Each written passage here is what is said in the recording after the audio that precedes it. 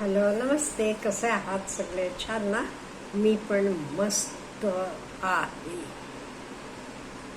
आज मी आपल्याला ह्या एका चक्रव्यूहातनं बाहेर पडा म्हणून सांगते.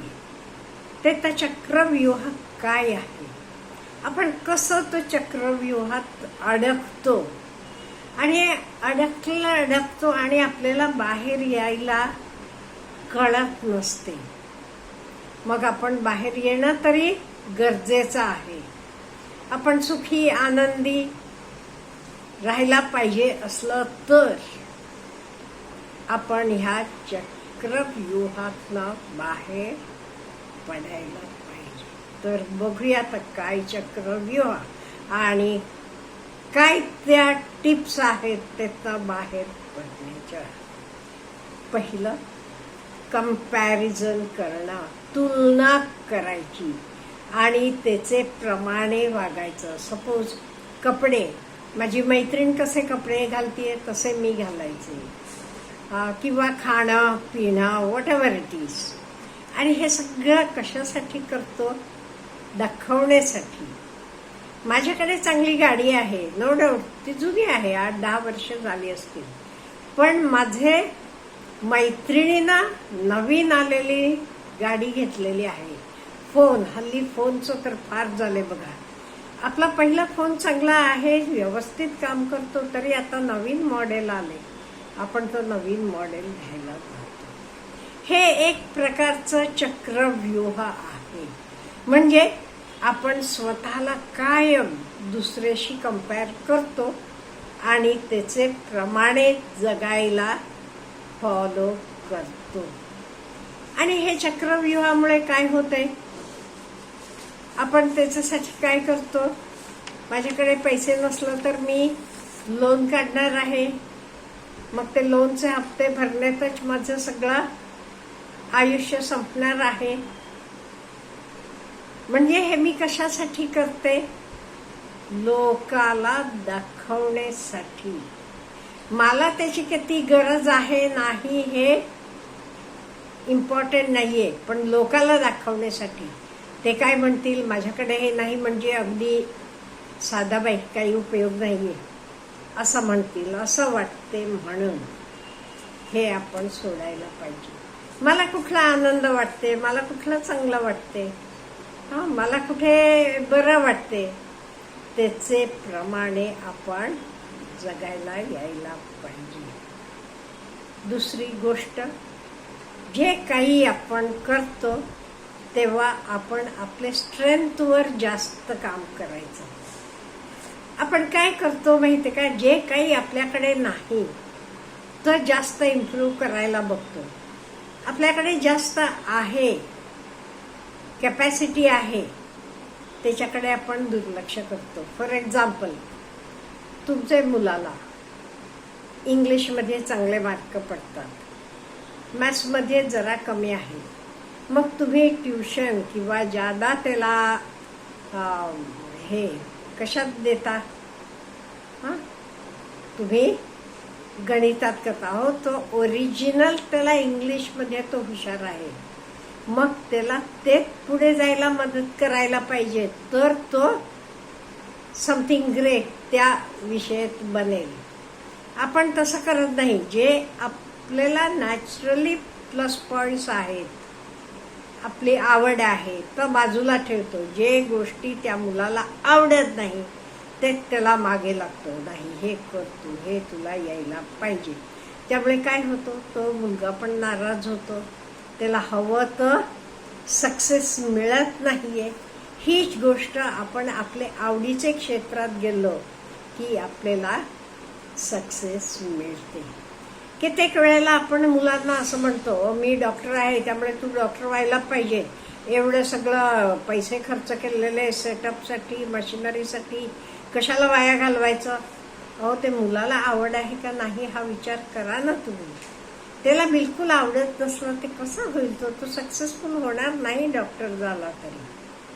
त्यामुळे आपण जरा प्रत्येकानं आपले मुलांची आवड बघायला पाहिजे तर न बघता आपल्याला काय आवडते त्याच्याकडे लक्ष देऊ नका. आणि तिसरा महत्वाचं, पैसा. हो, पैसा महत्वाचा आहे. तुम्हाला लोक म्हणतील अहो पैशाकडे लक्ष देऊ नका, अमुक नका, प्रवचन देतात. ते प्रवचनकार आधीच किती लाख रुपये दिल्याशिवाय येत नाहीत, प्रवचनाला उभं राहत नाही. हे माहित आहे का तुम्हाला? ही सत्य परिस्थिती आहे. तुमच्याकडे पैसा नसला की तुम्हाला मिनिमम अन्न म्हणा, फूड, क्लोदिंग, शेल्टर हे तरी मिळेल का? ह्याच्यासाठी पण आपल्याला पैसे मोजावे लागतात ना. म्हणजे पैसा अतिशय महत्वाचं आहे. आणि काही त्यातली रक्कम आपण बाजूला ठेवायला पाहिजे. का? म्हणजे आपलं फ्युचर आहे का नाही, भविष्य हे अनसर्टन आहे. कधी कोणी आजारी पडेल किंवा हल्लीचे दिवसात तरी नोकऱ्या जातात. मग दुसरी नोकरी लागेपर्यंत काहीतरी पाहिजे का नाही? मग भविष्याची काहीतरी आपण तयारी करून ठेवायला पाहिजे का नाही? त्यामुळे पैसा हा महत्वाचा आहे. नो डाऊट तुम्ही हवा एवढा खर्च करा, पण ते ठरलेप्रमाणे एक ठराविक अमाऊंट फ्युचरसाठी, किंवा इवन फ्युचर आपलं सेफ असलं तरी आपल्या म्हातारपणासाठी म्हणा, एक ठराविक रक्कम आपण बाजूला ठेवायला पाहिजे. हे अतिशय गरजेचं आहे. का? म्हणजे फ्युचर हे अनसर्टन आहे, गॅरंटीड असं नाहीये. त्यामुळे एक ठराविक रक्कम प्रत्येकानं आपली बाजूला ठेवायला पाहिजे. आणि पुढची गोष्ट म्हणजे आपल्याला डेप्रिसिएशन बद्दल पण जरा कळायला पाहिजे.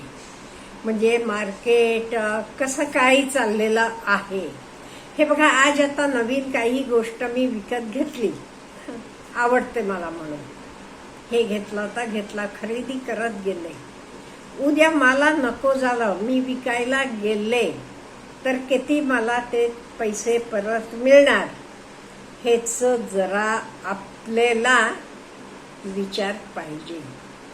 मी नवी कार घेतीये 10 लाखाला, आणल्यावर दुसऱ्याच दिवशी मला ती नको वाटते. मी म्हणते विकणार आहे, कोण घेणार? किंमत कितीनं कमी होते आपल्याला माहित आहे ना. त्यामुळे हे डेप्रिसिएशन आहे. त्यामुळे आपल्याला काय गोष्टी, किती गोष्टी पाहिजे एवढी आपण खरेदी करायला पाहिजे. आणि पुढची गोष्ट खूप महत्वाची म्हणजे कुठली गोष्ट दुसऱ्याला दाखवण्यासाठी करू नका. आपल्याला पाहिजे करा. इवन काही लोकांना का नाही दुसऱ्याला दाखवणं महत्वाचं आहे म्हणून ते काय करतात, स्वतःला शक्य नसलं तरी लोन काढतात, घेतात. कशासाठी? लोकांना दाखवायला पाहिजे का नाही. मग सगळे महिन्याचे हप्ते भरून झाल्यावर आपल्याकडे काय उरते? आपण आपल्या मुलांना चांगलं शिक्षण देऊ शकतो का? हा विचार कोणी करत नाही. त्यामुळे 2 गोष्टींसाठी कुठेही काटकसर करायची नाही बघा. महत्वाचं म्हणजे एक मुलांचं शिक्षण आणि हेल्थ. मुलांनाही चांगलं फळं म्हणा, चांगलं खायला प्यायला द्या. कोणी आजारी पडलं की लगेच चांगले त्याला औषधोपचार करा. म्हणजे शिक्षण मुलांचं आणि हेल्थ ह्या 2 गोष्टींसाठी कुठेही काही काटकसर करायची नाही. बाकी अननेसेसरी थिंग्स, एका उगीच महागडी गाडी घेण्यापेक्षा आपलं काम भागते तसली गाडी घेतली तरी चालेल. मग काही एकदम महागडी घ्यायला पाहिजे असं नाहीये. पण ह्या 2 गोष्टींबद्दल काही आपण कुठेही काटकसर करायची नाही.